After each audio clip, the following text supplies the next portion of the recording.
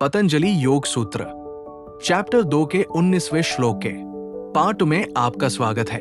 पिछले वीडियो में हमने जाना था मंदिर चर्च जैसी जगहों पर ही क्यों हम ईश्वर को ज्यादा महसूस करते हैं। मंदिर गिरजा पे एनर्जी इतनी हाई क्यों रहती है।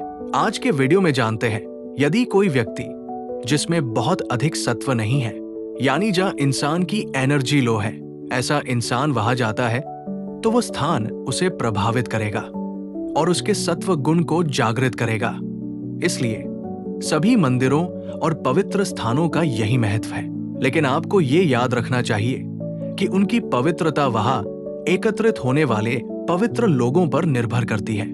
मानव जाति के साथ समस्या ये है कि वे मूल अर्थ भूल जाते हैं और घोड़े के आगे गाड़ी लगा देते हैं। मनुष्यों ने ही इन स्थानों को पवित्र बनाया और फिर प्रभाव ही कारण बन गया और मनुष्यों को पवित्र बना दिया। यदि केवल दुष्ट ही वहां जाए तो ये किसी भी अन्य स्थान की तरह ही बुरा हो जाएगा।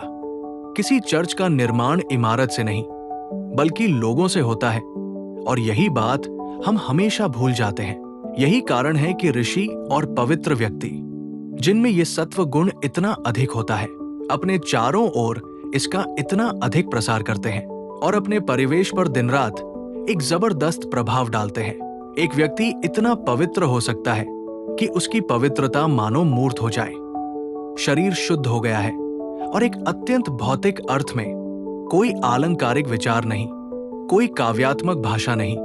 वो जहां भी जाता है उस पवित्रता का उत्सर्जन करता है। जो कोई भी उस मनुष्य के संपर्क में आता है वो शुद्ध हो जाता है। इसके बाद केवल संकेतित का अर्थ है बुद्धि। केवल संकेतित प्रकृति की प्रथम अभिव्यक्ति है, उसी से अन्य सभी अभिव्यक्तियां उत्पन्न होती है। अंतिम है चिन्हरहित। यहाँ आधुनिक विज्ञान और समस्त धर्मों के बीच एक बड़ा संघर्ष प्रतीत होता है। प्रत्येक धर्म का ये विचार है कि ये ब्रह्मांड बुद्धि से उत्पन्न हुआ है।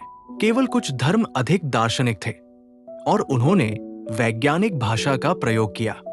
ईश्वर का सिद्धांत इसके मनोवैज्ञानिक अर्थ को ध्यान में रखते हुए और व्यक्तिगत ईश्वर के सभी विचारों से अलग यह है कि सृष्टि के क्रम में बुद्धि प्रथम है और बुद्धि से ही वो उत्पन्न होता है जिसे हम स्थूल पदार्थ कहते हैं। आधुनिक दार्शनिक कहते हैं कि बुद्धि सबसे अंत में आती है। वे कहते हैं कि अज्ञानी वस्तुएं धीरे धीरे पशुओं में विकसित होती है और पशुओं से धीरे धीरे मनुष्य में विकसित होती है। उनका दावा है कि सभी वस्तुएं बुद्धि से उत्पन्न होने के बजाय बुद्धि स्वयं सबसे अंत में आती है। धार्मिक और वैज्ञानिक दोनों कथन यद्यपि एक दूसरे के प्रत्यक्ष विरोधी प्रतीत होते हैं, सत्य है। एक अनंत श्रेणी एबी आदि ले।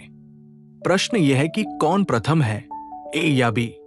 यदि आप श्रेणी को ए के रूप में लेते हैं तो आप कहेंगे कि ए प्रथम है, लेकिन यदि आप इसे बीए के रूप में लेते हैं तो आप कहेंगे कि बी प्रथम है।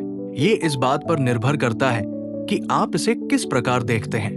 बुद्धि विकसित होती है और स्थूल पदार्थ बन जाती है और ये पुनः बुद्धि के रूप में विकसित होती है और पुनः पदार्थ के रूप में विकसित होती है। सांख्य और सभी धर्मावलंबी बुद्धि को पहले रखते हैं और ये श्रेणी बुद्धि फिर पदार्थ बन जाती है। वैज्ञानिक व्यक्ति पदार्थ पर अपनी उंगली रखता है और कहता है पदार्थ फिर बुद्धि, लेकिन वे दोनों एक ही श्रृंखला की ओर संकेत कर रहे हैं। हालांकि भारतीय दर्शन बुद्धि और पदार्थ दोनों से परे जाता है और एक पुरुष या आत्मा को पाता है जो समस्त बुद्धि से परे है और जिसकी बुद्धि उधार ली गई ज्योति मात्र है।